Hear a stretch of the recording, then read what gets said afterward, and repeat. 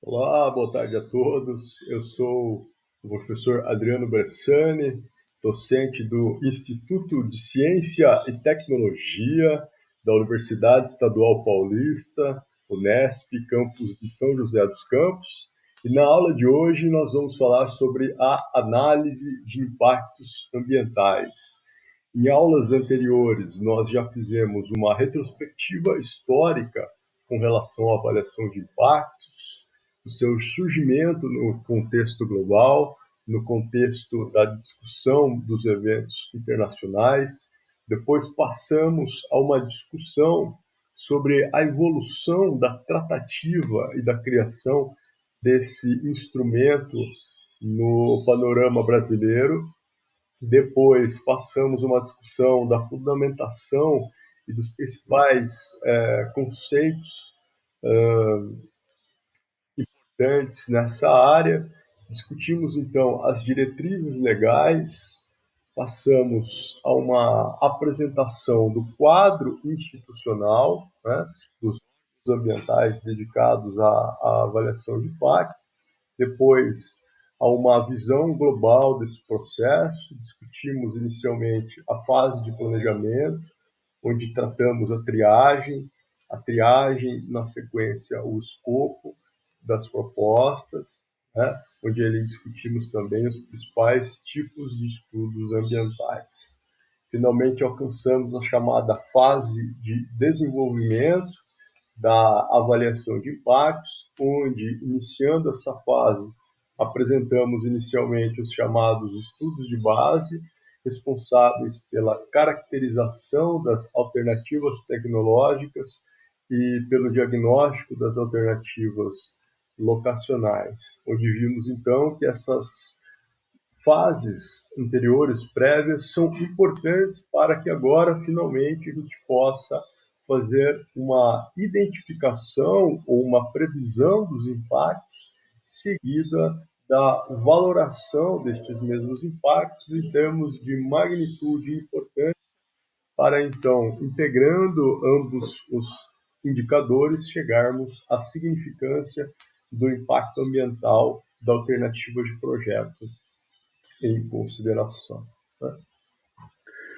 Passamos então a este fluxograma que já discutimos diversas vezes em aulas anteriores, onde aqui particularmente nós destacamos o tema da aula de hoje, que é a análise de impacto ambiental, onde vemos que essa análise de impacto ambiental, ela é, na realidade, uma etapa específica do estudo de impacto, que por sua vez é uma exigência para o licenciamento ambiental, aplicável a todas as atividades que são obrigadas à avaliação de impactos, como vemos aqui e já discutimos tantas outras vezes em aulas anteriores, né?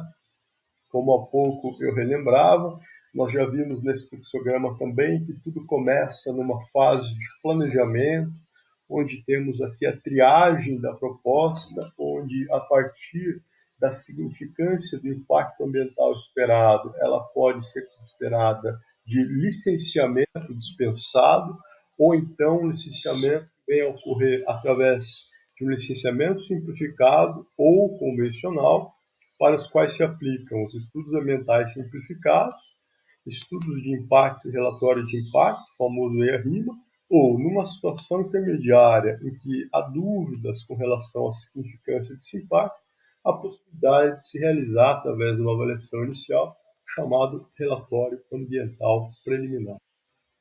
Passando à fase de licenciamento, vimos que, uma vez determinado o escopo do estudo por meio da apresentação de um plano de trabalho apresentado pela equipe técnica responsável pelo estudo e depois aprovado e discutido pelo órgão ambiental que emite um termo de referência, passa-se à realização dos estudos de base e, finalmente, depois complementados pela análise de impacto, objeto da aula de hoje, tá?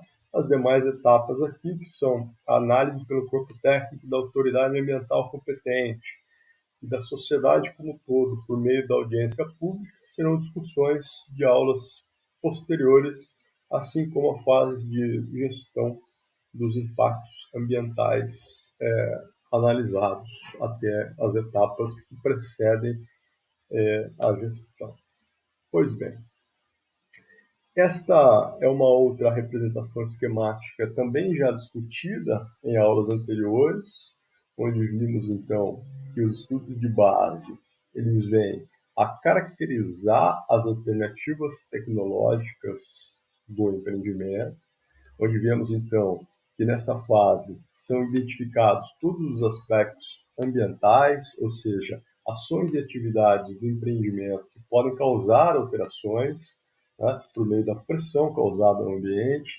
E esse estudo ele é feito geralmente organizado por fase do empreendimento, fase de planejamento, implantação, operação, em alguns casos, como nas atividades minerárias, constando ainda a fase de encerramento daquela atividade. Do outro lado, os estudos de base ainda incluem o diagnóstico ambiental, que vai, por sua vez, focar na identificação dos atributos do meio ambiente, ou seja, nas características que dizem respeito ao estado de conservação daquele ambiente e que, portanto, poderão sofrer alterações, que em geral é feito de forma organizada por partição do meio, em biótico, físico e socioeconômico ou antrópico. E é justamente a partir dessas informações obtidas com os estudos de base que se torna possível a análise de impacto, ou seja, a resposta em consequência àquela pressão sobre o estado do ambiente.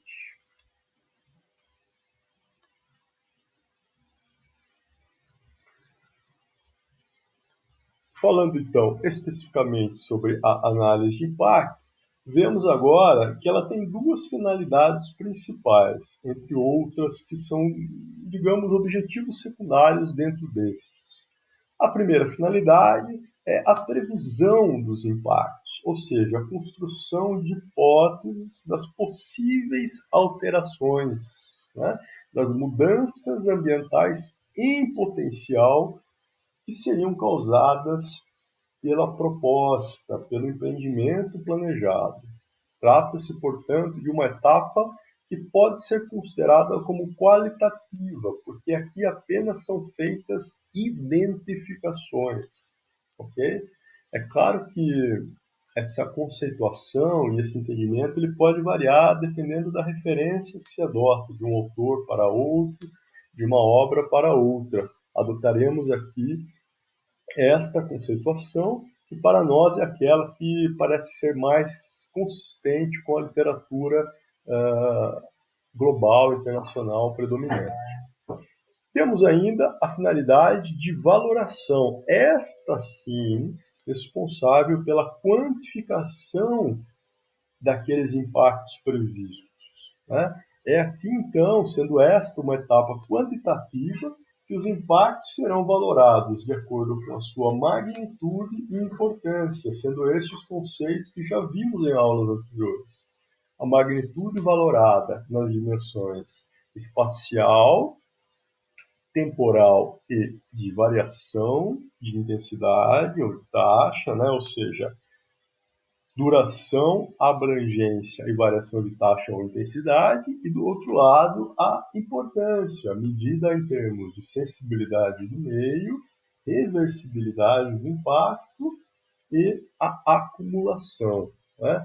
E depois, integrados por meio de índices matemáticos ou de apoio computacional, podemos chegar à significância dos impactos. Bem, e toda essa análise conta ali com um arsenal de ferramentas ou de metodologias que podem ser aplicadas para que possamos realizar essa análise, né? Essas metodologias incluem, entre outras, as chamadas listas de verificação, ou checklists, as matrizes de interação, a rede ou diagramas de interação, a sobreposição de mapas e os modelos matemáticos, né? Não seria correto dizer que um é mais ou menos importante que outra, pior ou melhor que outra alternativa. No entanto, seria mais válido dizer que são ferramentas que de alguma forma podem e devem se complementar, ou seja, serem utilizadas em conjunto, de forma combinada, né? Embora aqui fique evidente uma certa hierarquia no alcance que cada uma delas é capaz de proporcionar. Nós vemos que as listas de verificação são ditas ferramentas unidimensionais, ou seja, onde você tem apenas uma listagem ou de atributos, ou de aspectos, ou de impactos, né? Geralmente baseada ali na experiência de especialistas, né? O método chamado ADOC, aquele que se baseia no conhecimento e experiências de experts ou especialistas. Já as matrizes de interação são ditas bidimensionais. Por quê? Elas têm uma lista numa direção das linhas, por exemplo, e outra na direção das colunas, portanto, bidimensional. Eu posso ter os aspectos nas linhas e os atributos ou impactos nas colunas e vice-versa. Há várias combinações possíveis por meio destas matrizes e, com o uso delas, a identificação do cruzamento de linhas e colunas, a interação que existe entre elementos de uma dimensão e outra. Daí a sua ampla utilização em estudos de impacto.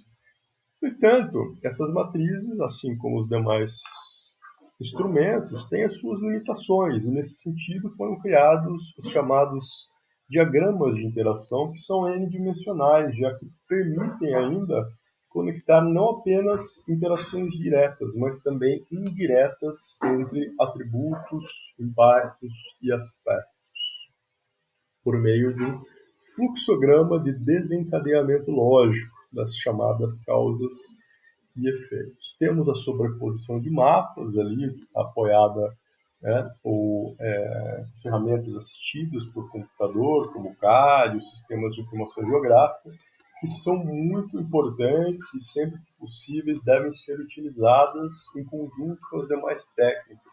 Sobretudo aqui, nesse caso, para a identificação das áreas de influência, ou seja, do alcance na dimensão espacial que cada impacto possui. E, finalmente, mas não menos importante, os chamados modelos, que podem ser matemáticos, conceituais, estatísticos, que vão ali por meio de equações, por meio de algoritmos, permitir a construção de índices e também de simulações computacionais, né? Tornando aí essa previsibilidade formal, assim como na superposição de mapas. Essa formalidade está associada ao fato de você ter uma estrutura matemática, uma estrutura computacional muito bem estabelecida, baseada geralmente em dados. Enquanto que nos demais exemplos de ferramentas antes apontados, o que nós temos são instrumentos baseados no conhecimento e na experiência de especialistas, o que expõe ou tem inerente a elas uma certa subjetividade, o que não as torna menos importante, mas dá às mesmas um certo caráter de informalidade. Okay? Mas não entenda isso como algo negativo, uma crítica que os leve a não utilizar as ferramentas. Muito pelo contrário, em geral, muitas vezes parte-se de uma lista de verificação para, a partir ou após ela, construir-se as chamadas matrizes e, na sequência, os diagramas. Então, são ferramentas que se complementam na construção de uma análise mais robusta, que seria o ideal a ser realizado. E, posteriormente, o uso do SIG e dos modelos matemáticos para uma quantificação ou para apoio a uma quantificação que vem já na sequência da etapa de valoração dos impactos ainda dentro da análise. Bom, esta é uma primeira parte, né, da teoria associada a essa análise. Na sequência, nos demais vídeos, nós daremos então a continuidade a esse conteúdo. Obrigado e até já.